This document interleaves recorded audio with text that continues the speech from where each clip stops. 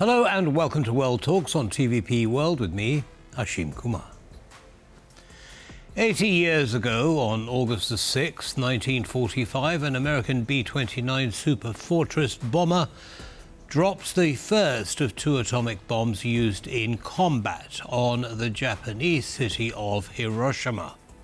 It was the beginning of a new era in the history of armed conflict between humans, an era called the nuclear age. The explosion was the equivalent to the detonation of 16,000 tons or 16 kilotons of TNT. Does the fact that there has been no nuclear conflict in the past 80 years demonstrate that humanity has learned something? Well, to explore this proposition, we're joined by Professor Jan Ruzicka. He's a lecturer in security studies at Aberystwyth University. Professor, welcome to TVP World, and thank you very much for taking the time. Good evening. Good evening to you. In my introduction, I said, have we learned the lesson, of the destructive power of nuclear detonation, and therefore we haven't used it in 80 years because we're simply too scared of it? What do you think? Well, we've certainly learned some lessons. It's important to say, and you introduced the powerfulness of the two bombs dropped in Japan. But of course, we've now moved on, and we live in not atomic age, but in thermonuclear age, where the destructiveness of the current nuclear warheads is orders of magnitude greater than those dropped in Japan in 1945.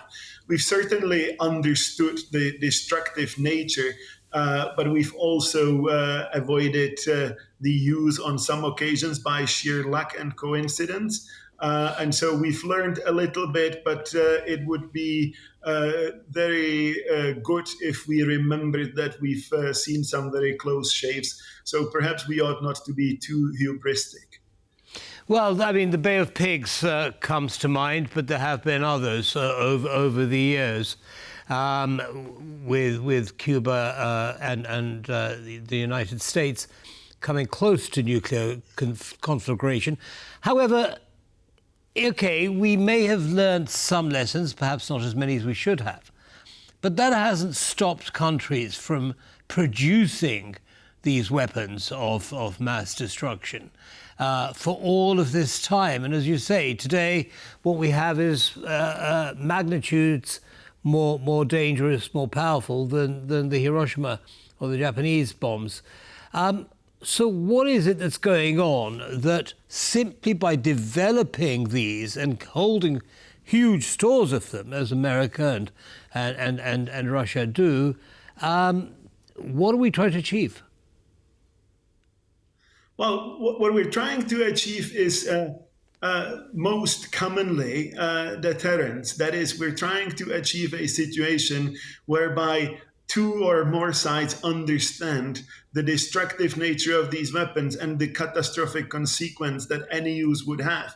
And simply by threatening to annihilate each other, we're trying to keep each other in check. That is one of the key lessons that some people have drawn from the bombings in Japan. And so they thought, well, these things are so destructive that we have to get them so that we can actually make sure that no one attacks us with these. And so we try to prevent conflict. Other people at that time drew slightly different conclusions or diametrically opposite conclusions, thinking, well, these weapons need to be brought under international control or they need to be dismantled entirely, because it's slightly implausible that these weapons will never be used again. But they have not been used in 80 years. No, they haven't. But the sheer scale of the warheads that these countries, I mentioned Russia and America, but there are others, that these countries hold are way beyond any amount needed for deterrence, aren't they? I mean, thousands of warheads. And it would only take, well, I'm no expert, only a few hundred, I'd guess, to do all the destruction you wanted, wouldn't it? This is a perennial discussion. How much is enough? And of course, we can get into a very complicated theory where people have been thinking about, well, how many weapons do we need? And most countries have settled on relatively small nuclear deterrent forces in the orders of hundreds of warheads. And of course, this has never been enough for the United States and for the Soviet Union and today's Russia, which have gone into thousands. And partly this is justified by the idea of what is needed to deter a big and powerful opponent, but also partly this is justified with a view that both of these countries have provided so-called nuclear umbrellas also for their allied and friendly states. And of course, that imposes massive demands on the size of the arsenal. But I think it would be foolish to claim that the arsenals have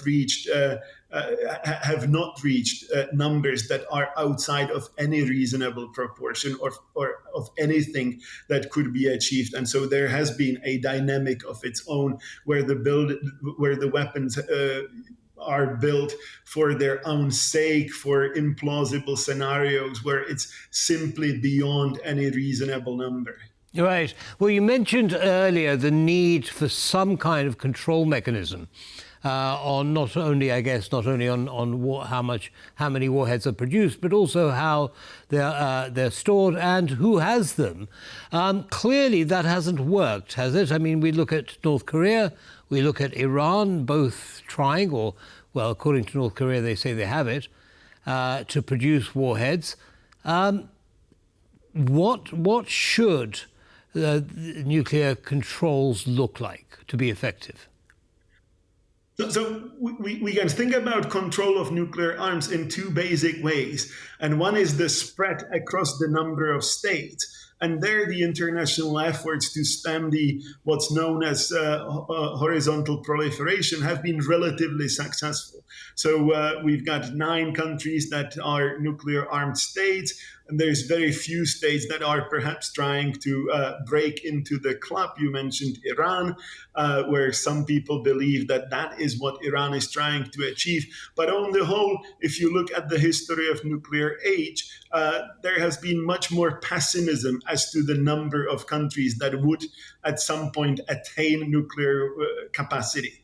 So there, the efforts to stem the spread have been relatively successful. Much less successful has been what's known as a vertical proliferation, that is the growth in the number of weapons held by individual states. And of course, here the United States and Russia are the key culprits. China has been on a pathway to accumulate and increase its stock over the last decade or so. And there, the efforts to control the arms race have been not insignificant, but much less successful. Right. So maybe a 2-tier system needs to be implemented, one for the big countries and the holders of huge stocks, and one for the others. Now, there are a couple of countries that come to mind where there is a lack of clarity in terms of A, whether they have nuclear weapons, and B, how many of them they have. And those 2 countries are North Korea and Israel. I mean, Israel's never admitted to having nuclear weapons, but it is generally assumed to have them. What do you say? Well, I mean, the Israeli possession, part and parcel of Israeli strategic concept is what they call nuclear opacity. Therefore, they don't admit to having the weapons, and they always say they will not be the first country to introduce them into the region. But of course, a lot is riding on the meaning of the word to introduce. But it is generally assumed that Israel is a nuclear armed state with a significant capacity, probably in the order of hundreds of nuclear warheads. North Korea is the smallest of nuclear weapon states, and its arsenal is relatively limited. But of course, there is enough there to cause significant damage if ever North Korean weapons were to be used. So you're saying that North Korea definitely has nuclear weapons, are you? There's no doubt about it. North Korea has tested nuclear weapons in the past. The question is whether it's been able to cross the threshold from atomic to thermonuclear weapons, which, as I've mentioned in the beginning, the thermonuclear weapons are a different breed of a nuclear weapon, much, much more powerful than basic atomic weapons. So North Korea definitely has atomic weapons. Whether it's capable of putting together a thermonuclear warhead remains a question. Now, how does China fit into that situation? Because China's always been wary of North Korean international, geopolitical stances. Is China threatened by North Korea's nuclear weaponry? Probably not hugely. I mean, the North Korean nuclear weapons are not aimed predominantly at China. It's been a very complicated relationship, as you've mentioned.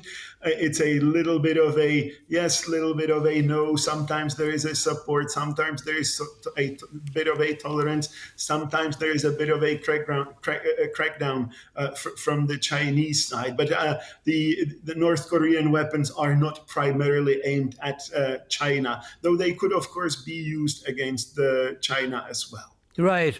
Now, in the last couple of minutes that we have left, Professor, now, there were, before the breakup of the Soviet Union, nuclear weapons stationed in Ukraine, which were then taken back by Russia.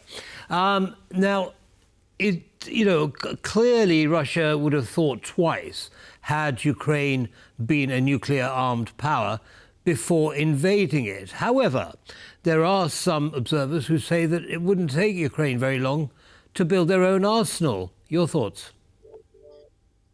Well, I mean, it would probably be within capability and knowledge of what Ukraine possesses. But when we think about nuclear weapons, it's not just building the rudimentary device, it's also a system of command and control, a system of delivery. It would make Ukraine extremely vulnerable in a transition period, whereby if it became publicly known that Ukraine's trying to develop nuclear weapons, almost certainly it would justify a Russian preemptive attack, much along the lines of what we've seen done to Iran recently. So I think that is probably rather unlikely in the current climate. And to wind things up, unfortunately, Professor, do you see the efforts to hold back the proliferation of nuclear weaponry basically a lost cause? Sooner or later, all states, rogue and otherwise, will have at least access, if not possession, of those weapons. In other words, is it inevitable? I mean, nothing's ever inevitable in human history. So there is certainly nothing written in the stars that it will happen. It all depends on what's the horizon of sooner or later. Would I say in the next 5 years? Probably not. In the next 50 years, I would say there will be more nuclear armed states. But it all depends on what other forms of weaponry develop. It may well be that nuclear weapons will become a relic, and there will be more efficient, more powerful forms of weaponry. Right, well, that's not particularly reassuring either, is it, Professor? Thank you very much indeed for sharing your analysis. Thank you. Okay, thanks very much. Good night now. That's all for this episode of World Talks. But don't go away, as always. There's lots more coming up. Goodbye.